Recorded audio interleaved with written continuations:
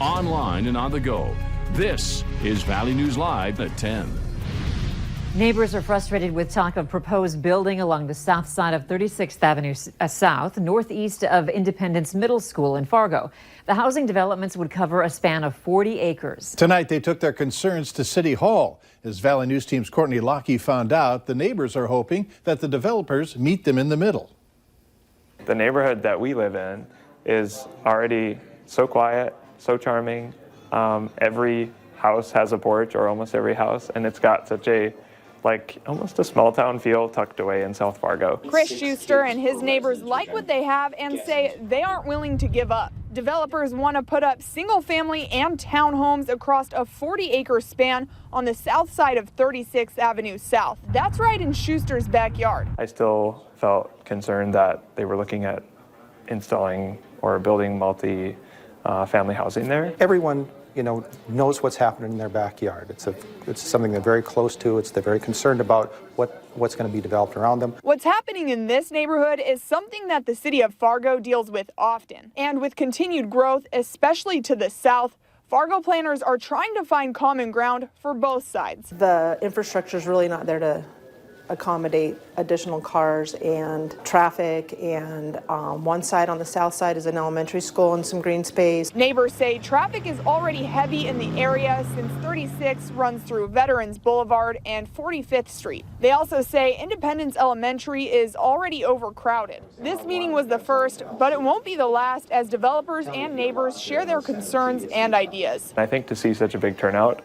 is actually inspiring and gives me hope that I think we'll come to a great solution. In Fargo, Courtney Lockie, Valley News Live. The Planning Commission made no decision tonight. It's slated to meet again next Tuesday afternoon. A Minnesota County deputy could spend 45 years in prison. 31-year-old Neil Dolan of Shevlin, Minnesota, is facing charges of criminal sexual conduct out of Clearwater County. Minnesota BCA authorities received a complaint from the Bagley police chief over concerns about the behavior of the deputy toward a child. A 15-year-old told an investigator that on the last day of school in 2017, school resource officer Dolan had engaged in sexual penetration with the victim in Dolan's office at Bagley High. A Fargo mom says the teacher accused of hitting her child should have been fired. Today, the school district decided to reinstate the teacher at Centennial Elementary after an investigation. Another teacher first reported that the 4-year-old, who was enrolled in the early childhood special education program, was hit on the shoulder. But the district says the allegation was unsubstantiated based on information investigators collected.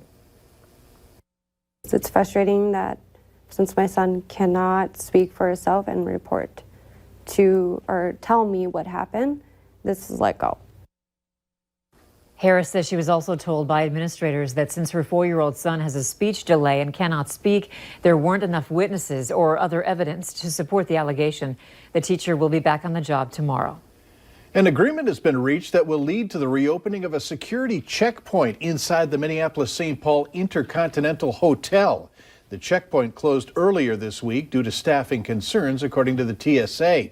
As part of the agreement, the Metropolitan Airports Commission will participate in a TSA pilot program where airports reimburse the TSA for costs at non-primary checkpoints. That checkpoint reopens tomorrow. The FBI is revealing shocking information about the investigation into the death of Olivia Lone Bear 2 years after she disappeared from the Fort Berthold Reservation. Her body was found in a truck on the bottom of Lake Sakakawea in July of 2018. The cause of death is undetermined, but new details are surfacing. During a closed-door briefing with Lone Bear's family and tribal leaders yesterday, state and federal investigators revealed that Olivia was belted into the passenger seat of the truck, not the driver's seat. We want to get justice for Olivia and her family, and we believe that there are people out there in the community, perhaps, who might know something. The FBI isn't saying it's foul play, but it is offering up a $10,000 reward for information leading to anyone responsible. An 11-year-old boy had to go to the hospital today after 2 dogs attacked him as he got off his school bus in Maplewood, Minnesota. The 2 dogs got the boy on the ground and bit him repeatedly in the leg, according to his mom. 2 people helped drive off the dogs, a passerby with an umbrella and a neighbor who was also bitten. Police seized the dogs and euthanized both of them. Maplewood's city attorney is reviewing the case for violations of city leash ordinances. Add South Dakota ad agencies to the chorus unhappy with the state anti-meth campaign that included the tagline, "Meth, we're on it." The South Dakota Advertising Federation is upset that the account went to a Minnesota ad agency. The Federation says 9 in-state agencies bid on the contract, and the money could have stayed in South Dakota. The Federation didn't directly criticize the campaign, but said that the in-state agencies could have delivered a message by South Dakotans that resonate with South Dakota. Former Minnesota Vikings kicker Fred Cox has died. He was 80 years old. Cox was one of the last of these straight-on place kickers and a standout on several conference championship teams. Cox was one of 11 Vikings to play in all 4 of the team's Super Bowls, all defeats. Bud Grant, who coached those Viking squads, said that Fred was the ultimate team player for us. He took part in all of our scout teams, playing running back or whatever we asked of him. He also co-created the Nerf football. Valley News Live 10 at 10 continues with No Wait Weather. All right, just an absolutely beautiful setting sun today. We had flurries and flakes of snow here in the FM area throughout the day, even into the evening, and those clouds persist even now at the 10 o'clock hour. Those clouds are keeping us from getting too cool too quickly. 14 degrees. Our winds have been from the north throughout much of the day, but now have shifted, becoming southeasterly, only 3 miles per hour.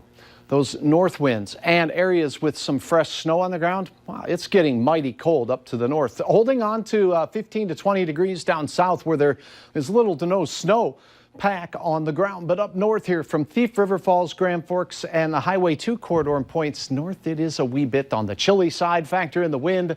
And yes, it's wind chilly. You'll want to put the earmuffs on before you head outdoors, and the mittens as well. And here is a look at what we have going on nationally. Here's the cold pool of air starting to slide off to the east. That's a good news and a good sign, indicating that some warmer weather is going to be pushing our way from the west as we go through the next couple of days. And down to the south, we do have some showery, rainy weather from Texas up through the Mississippi River Valley, and snow as far south as Wichita, Kansas. For us, here is some clearing taking place. Now, there are clear skies over the central Dakotas. Chance at seeing some of those meteors from the meteor shower tonight out to the west. The chances will be better. We still have clouds in Fargo. We still have clouds off to the east of us, and any of these clouds could be yielding a few periods of light flurries across the region. Taking a closer look at these temperatures right now up north where we have some snow on the ground, we have been dipping up and down over the last couple of hours, and temperatures very close to zero, and they could, in fact, likely will dip down sub-zero at times. So Hutch has his marker out here, and we lick the finger. We do a little circle around. This is the area where we have snow reports.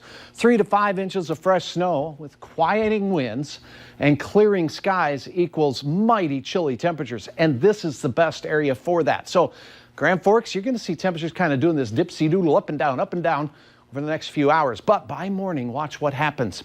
The south winds increase a little bit, and if that happens to increase at the surface, that's going to mix some warmer air down. So Devil's Lake, Can-Do, your areas will likely start seeing temperatures boost up. I still think we'll be mighty chilly in northwest portions of Minnesota to start the day. Some maybe in the single digits to around 10 degrees, but down south here in the Southern Valley, we start the day closer to 20.